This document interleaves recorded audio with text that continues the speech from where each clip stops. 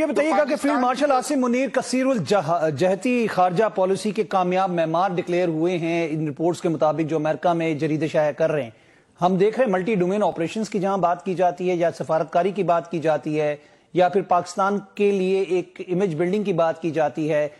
पाकिस्तान के army chief सिपा Salaar जो हैं वो सर फहरिस्त हैं, क्योंकि जिस तरह डोनाल्ड ट्रंप ने एक मिसाल कायम कर दी कि दुनिया में किसी मुल्क के आर्मी चीफ से कभी इस तरह वन ऑन वन मीटिंग नहीं की और जोराना नहीं दिया गया। ये जो आपको कह सकते हैं ना कि एजाज मिला वो आर्मी चीफ को मिला और उन्होंने इस बात पे कहा कि मेरे लिए एजाज की बात है कि मैं फील्ड मार्शल आसिम मुनीर साहब से मिला। या बिल्कुल, ये तो मैं अक्रॉस द बोर्ड उन्होंने बात की है और वो ट्रंप ये चीजें जो है ये जो बातें हैं ये जिस वक्त से पहली मीटिंग हुई है उस वक्त से और आपको ये भी याद होगा कि एक जमाना था जब बाइडन प्रेसिडेंट था और जब तक बाइडन प्रेसिडेंट रहा और जब तक वो इजराइल के अंदर जेनोसाइड को सपोर्ट कर रहा था तो बाइडन ने पाकिस्तान से बात की थी। वो थी अमेरिकन की उस वक्त की ये पॉलिसी थी। अब वो पॉलिसी आपने देखा एक इंटरेक्टिव पॉलिसी हुई है, यानी 12 इंडिया अमेरिका जो है वो पाकिस्तान से इंटरेक्ट कर रहा है। क्यों कर रहा है? इसलिए वही जो मैंने आपसे बताया ना कि बाद जब आप कहते हैं ना even the peace comes to the barrel of the gun, so at time your power potential जो है वो बहुत बड़े बड़े काम कर देता है। अब उसके अंदर साफ जाहिर है ये एक ऐसा कंबाइंड चीज थी जिसमें आर्मी, एयरफोर्स, नेवी तीनों की एक परफॉर्मेंस जो है वो रिफ्लेक्टिव थी उनकी स्ट्रेंथ की। और जब ये तीनों चीजें कंबाइंड होके एक जगह पे रिफ्लेक्ट करेंगी अपनी स्ट्रेंथ को, तो जो भी आपको उन चीजों को लीड कर रहा होगा उसकी पजीराई तो फिर दुनिया ने करनी है ना, क्योंकि सक्सेस जो है उसको तो एक्नॉलेज जो है वो अक्रॉस द बोर्ड किया जाता है, अपना अवॉइड किया जाता है अगर कोई। लेकिन इसमें इस वक्त पाकिस्तान की जो स्टैंडिंग है मैं ये समझता हूँ कि ये बहुत एक एडवांटेजियस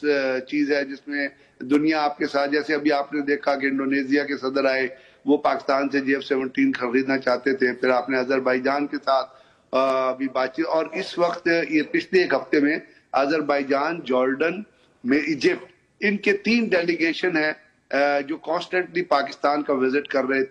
रहे थे और गालिबन एक डेलीगेशन अभी भी मौजूद है और वो बात कर रहे हैं पाकिस्तान के साथ defence potential, TOT, transfer technology की, बिल्ड एंड ऑपरेट की, और उन्होंने इंटरेस्ट शो किया बहुत सारी चीजों में। और आप अभी जल्द सुनेंगे कि पाकिस्तान अल-फतह 5 का भी तजर्बा करेगा जो हाइब्रिड मतलब है, जो आपका सुपरसोनिक मिसाइल होगा। तो ये चीजें कॉन्स्टेंटली जारी हैं और इसके ऊपर अब जरूरत इस समर की है, मैं समझता हूँ आसिम, कि इस चीज को जहां पे पाकिस्तान खड़ा है और जो आप पावर पोटेंशियल जिस तरह शो कर रहे हैं और जो उसको बहुत इंट्रिकेटली और बहुत इंटेलिजेंटली और विजन के तौर पे मेंटेन करने की एक जगह पे रखने की जरूरत होती है और उसके लिए हमको अपने इंटरनल एस्पेक्ट्स पे बहुत ज्यादा काम करना है। जी बिल्कुल। आज जनरल गवर्नमेंट को फील्ड मार्शल आसिम मुनीर साहब जो हैं उन्होंने NDU का दौरा किया था और वहां पे आपको पता है जो वॉर कोर्स होता है उसके जो मेंबरान थे उनसे भी मुलाकात हुई और उनको कौमी सलामती के चैलेंजेस से ब्रीफ किया गया, उनको आगाह किया गया, जो कि वो बखूबी उससे आगाह भी हैं। आपको क्या लगता है कि आज का ये विजिट उनका कितना अच्छा और इम्पोर्टेंट विजिट था? अच्छा, एक बात तो ये है कि ये विजिट हर साल होता है क्योंकि वॉर कोर्स हर साल चलता है और वॉर कोर्स को ये टास्क दिया जाता है कि उस साल के अंदर जो भी चैलेंजेस ऐसे होते हैं, जो भी पाकिस्तान के अंदर चैलेंजेस या पाकिस्तान के बॉर्डर्स के बाहर या पाकिस्तान को खतरात लापेश है या उनकी रेमेडी किस तरह जाएगी, उसके लिए पॉलिसी क्या अडॉप्ट की जाएगी। ये एक कॉन्सेप्चुअल पेपर होता है, रिसर्च पेपर होता है और बहुत डिटेल्ड रिसर्च पेपर होता है जो वहां का पैनल जिसको भी डिटेल किया जाता है, जिसमें 5 से 6 ऑफिसर्स होते हैं, वो उस चीज को फिर प्रेजेंट करते हैं and it is taken as a policy paper. तो इस दफा भी वॉर जब खत्म होने वाला है और उसके अंदर जो शुरका है उसके उन्होंने इस चीज को साफ जाहिर है और वो बड़ा इंटरेस्टिंग और बड़ा इंफॉर्मेटिव, बड़ा डिटेल्ड पेपर होता है जो गवर्नमेंट को दिया जाता है और उसके ऊपर फिर उस पेपर की जो रिकमेंडेशंस होती हैं वो भी उसको भी, और वो हमेशा आर्मी चीफ जो होते हैं उसके अंदर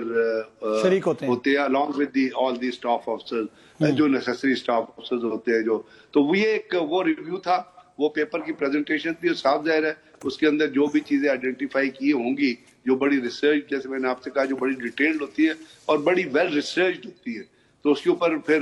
गवर्नमेंट जो है वो इम्प्लीमेंट भी करती है, उन पर अमल भी करती है और उसके अंदर और उसको उसके अंदर वॉर गेम करके मुख्तलिफ